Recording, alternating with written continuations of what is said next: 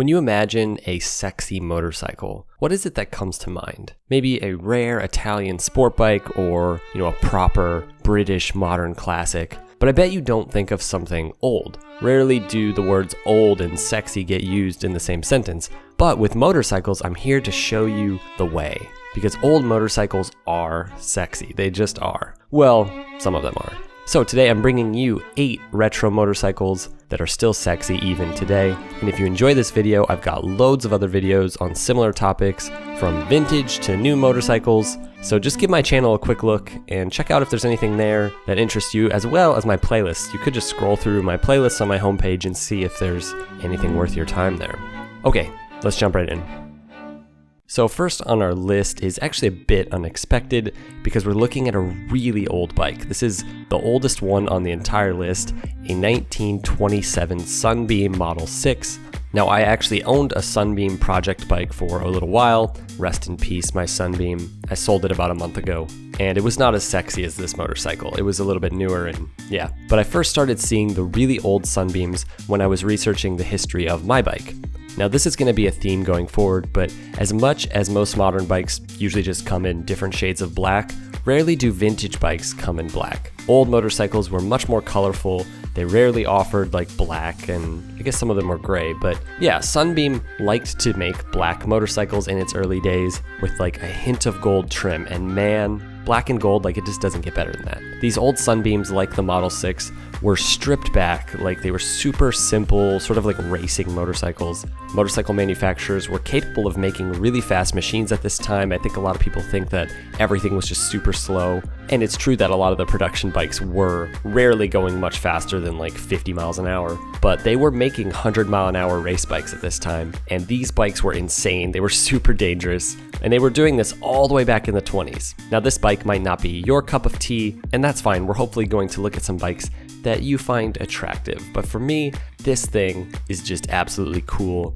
and beautiful, kind of sexy. All right, next up we have the Crocker, and Crocker was an American company that made American-style motorcycles in the 30s and 40s, and these were essentially faster, more powerful, better, more expensive, and lastly, more sexy versions of what Harley and Indian were making, and they sounded better. These were out-and-out roadsters, kind of like the motorcycles of Great Britain and Europe at this time, but they had that classic American style, and for me, these were sort of like the first American like muscle bikes. Now these are incredibly rare. Some have sold for upwards of like over $800,000, and I actually made a video about Crocker that's popping up as a card right now that you should definitely go watch to learn more about this because it's pretty interesting. Anyways, I think these are really cool, really sexy motorcycles from the past.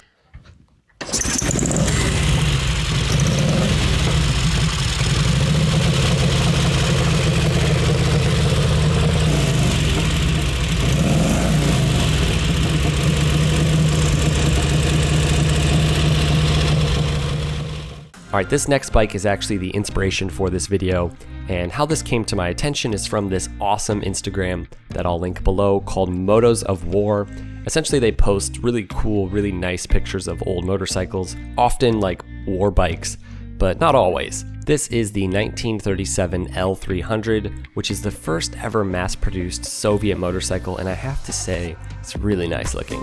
It's just got some things that are unique for bikes this time. It looks like you're really sitting down in the bike because of the rake and because of how big the tires are.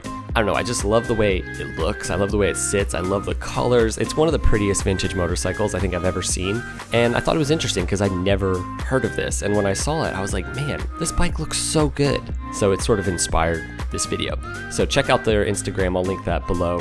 And yeah, apparently the first Soviet motorcycle was really cool looking. All right, we're on to number 5. And of course, this list would be nothing without my all-time favorite motorcycle, the 1960s Bonneville.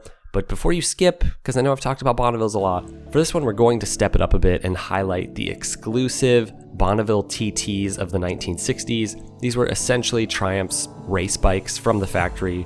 Not a lot of them were made. They have no headlights, they have no muffler. They sounded even meaner than the bike that already sounded basically the meanest of its time, and man, they look good, and they were faster. So these were beefy, beautiful, rare, British awesome motorcycles, and here's a clip of one running.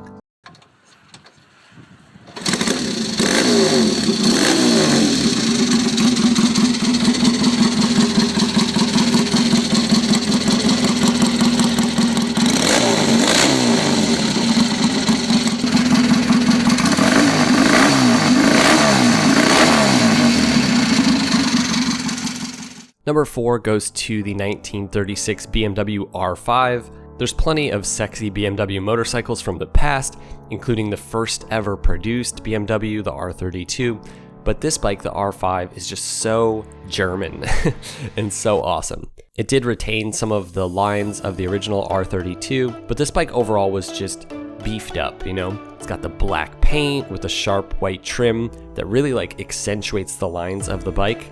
Whew, damn, it's getting a little steamy.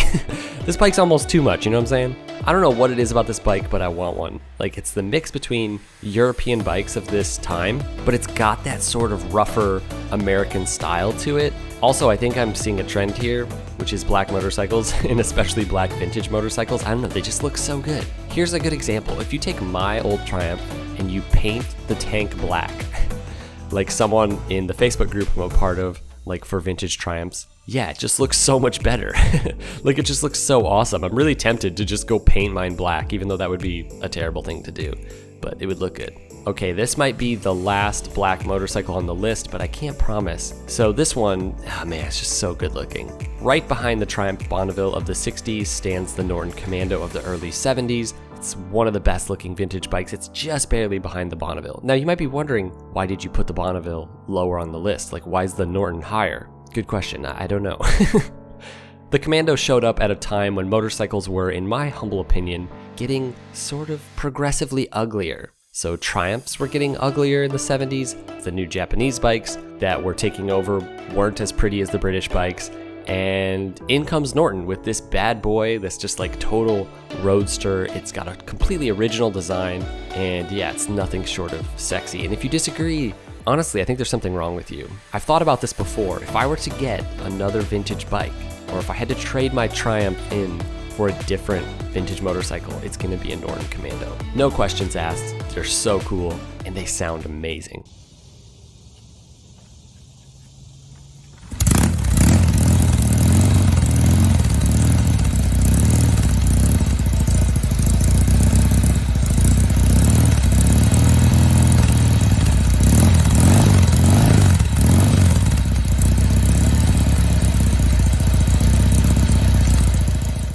All right, number 2 on the list somehow isn't a black motorcycle. It is the classic Harley Davidson XR 750, the prettiest Harley ever made. That sentence might have made some Harley owners mad who think that their whatever glide is the prettiest. No, the XR 750 is the best looking Harley ever made. Everyone knows this. It's iconic, shall we say legendary, used by dirt track racers and even the great Evel Knievel. Now we could go on and on about this bike's accolades, but for me, again, it's just the looks. So just look at it. Just look at it. It's so dang good looking. It's so good looking, it almost doesn't even look like a Harley.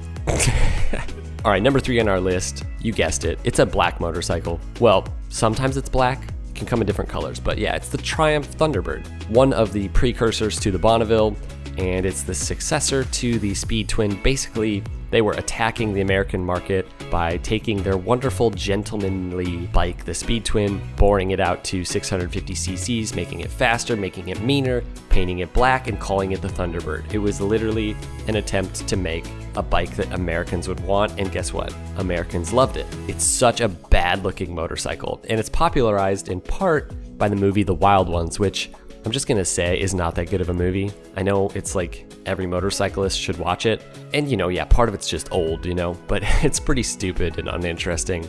But if you want to see a movie literally filled with all kinds of cool vintage motorcycles, that is the one. Like, every single frame of the movie basically has like 40 motorcycles in it. So in that movie, you've got Marlon Brando, the bad guy who's also kind of a good guy, who rides around on a Triumph Thunderbird. And yeah, it's a pretty sweet motorcycle. It's about as bad as you can get from that time, and in my opinion, it's still pretty sexy today. So there you have it, 8 vintage motorcycles that are still sexy today. Go look these up and see if any of them are affordable, and maybe just go buy one. Anyways, if you enjoyed this video, make sure to subscribe and leave a like. I'm making content about twice a week right now or so be on the lookout, and if you want to know right when I upload, subscribe and turn notifications on. That'd be great. All right, we'll see you guys in the next one. Ride safe.